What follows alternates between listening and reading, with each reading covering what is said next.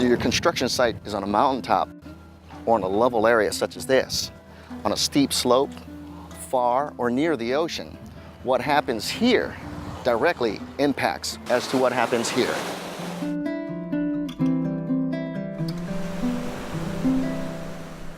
Aloha.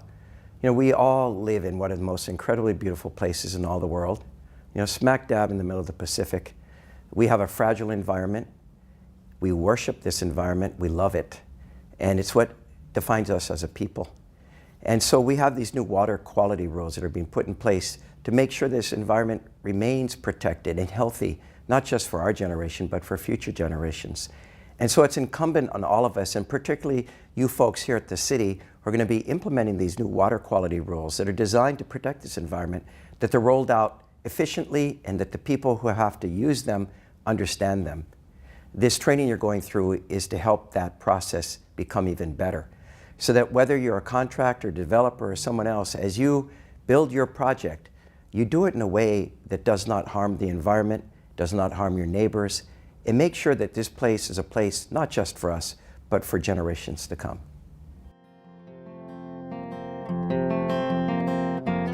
This training is to help you understand best management practices, or BMPs, for managing stormwater on projects to prevent sediments and pollutants from entering our waters during construction and even after construction is done. There are two one-hour training modules. One training is for Erosion and Sediment Control Plan Coordinators. This is for contractors and people responsible for implementing the erosion and sediment control plan during the construction of a project.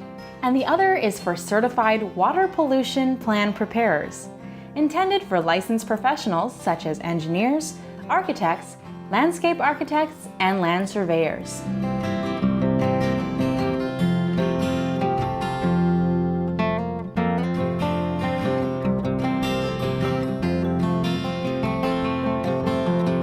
Rainwater flowing over unprotected construction sites can wreak havoc with our ecosystems, our environment. In urban or developed areas, excess rainfall, or the portion of rainfall that is not absorbed into the ground, becomes surface runoff that carries soil and pollutants to our waters. This might be plain old dirt, but mixed with rainwater, it becomes a major pollutant called sediment. So what's the big deal? Sediment is just mud, right? Wrong. Sediment like this from construction sites kills aquatic and marine life and could potentially cause flooding or damage to neighboring properties. In addition, standing stormwater runoff can become a breeding ground for disease carriers. Stormwater requirements are not the same for all projects. Larger projects have more stringent requirements, such as a large new residential subdivision on raw land. The requirements are much simpler for a house renovation work in an existing mature neighborhood. But the goal is the same. We want to stop runoff from these properties as they're being renovated or constructed. Construction projects, large and small, are required to have an erosion and sediment control plan. There are two roles or responsibilities associated with that erosion and sediment control plan: the Erosion and Sediment Control Coordinator and the Certified Water Pollution Plan Preparer. Construction sites and construction work are generally associated with the generation of a lot of sediment, debris, and other pollutants that are very dangerous and can compromise the health of waters, streams, and rivers close to the job site. In the Erosion and Sediment Control Plan Coordinator training, 3 categories of best management practices are covered. The first is minimizing erosion. The second is controlling sediment and polluted runoff from leaving the construction site. The third is good housekeeping and maintenance.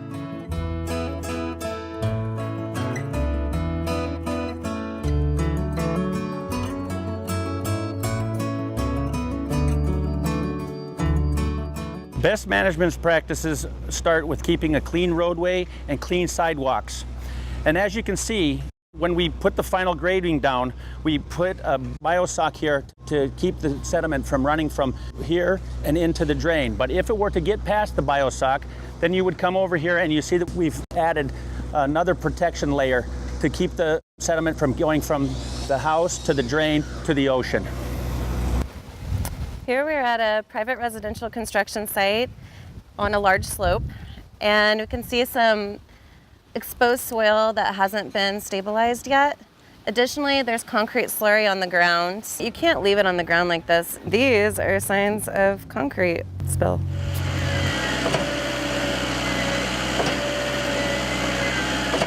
Any size event is a big event when it comes to sediment, so planning for these weather events is important because it's easier to take the precautions in the beginning instead of trying to clean up for them later.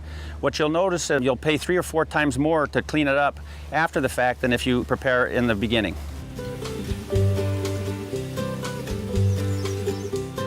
We know and understand there will be changes to your project throughout the duration of construction. Please contact your city inspector if changes do occur and your BMP plans may change. If you see track out in the road, it might be a good idea to add rock. This could be something that wasn't brought to your attention at the beginning of construction, but is now a concern after the rain and noticing a track out issue.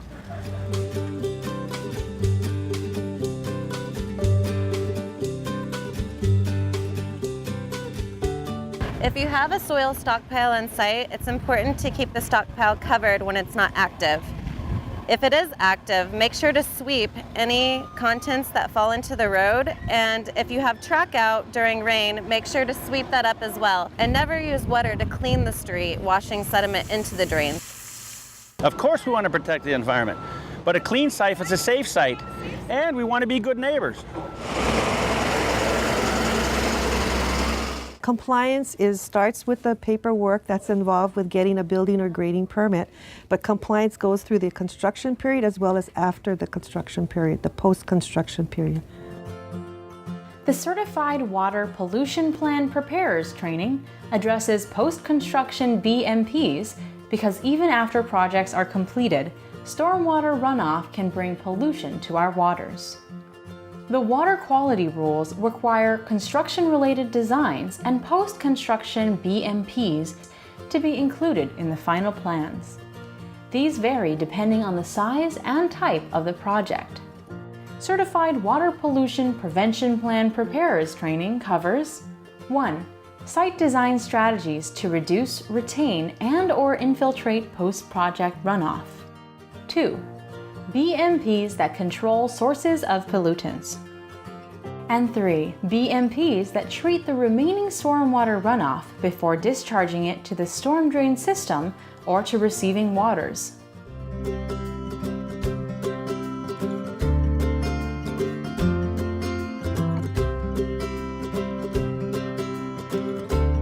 The Certified Water Pollution Plan Preparer must develop an Operations and Maintenance Plan, or O&M plan. The O&M plan provides the owner or property manager with clear guidance on maintaining their post-construction BMPs. This ensures the continuation of effectively reducing the discharge of pollutants in stormwater from leaving the project site.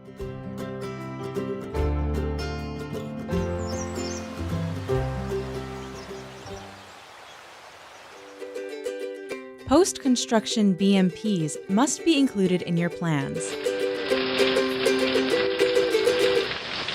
Post-construction BMPs include underground treatment devices and low-impact developments, also referred to as LIDs. The goal of LIDs is to reduce the amount of impervious area on your property so that the runoff volume is reduced and the flow is slowed.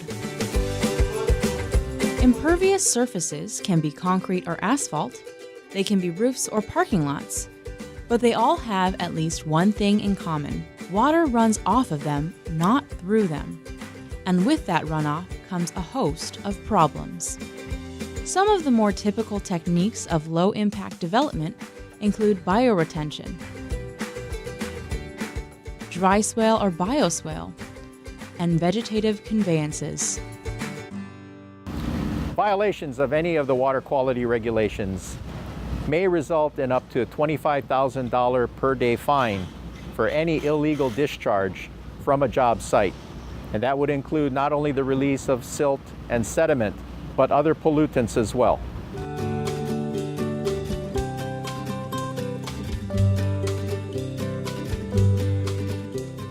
Remember, the city and their staff and inspectors are here to help you. We want to make sure you're compliant on your job sites, so feel free to ask us any questions that you might have, including installation of BMPs, changes with your project. We encourage your questions and concerns.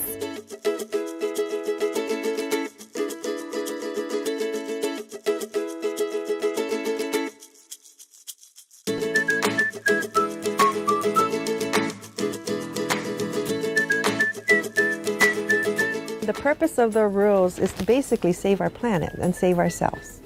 We're going to start off with understanding that stormwater can do a lot of damage to property, to public infrastructure, to our streams, to other bodies of water, and ultimately to ocean water quality. That's the thing that we ultimately want to do, is save the water quality of all our natural resources. When it comes to BMPs, building quality homes, communities is what we really want for a better Hawaii. But it may take an investment on your part. It's what we call our kuleana, our responsibility as builders, as developers, as homeowners. It's our responsibility to protect the rivers and, of course, our ocean. So mahalo for your kokua, protecting our beautiful Hawaii. I want to mahalo all of you for the time you're going to be putting into this, learning these new rules. I know it's somewhat tedious and it's a number of hours, but I think we're all going to be better for it. As the mayor of the city and county of Honolulu, I want to thank you for your commitment and your dedication. Aloha. Malama i ka wai ola. Help protect our waters for life.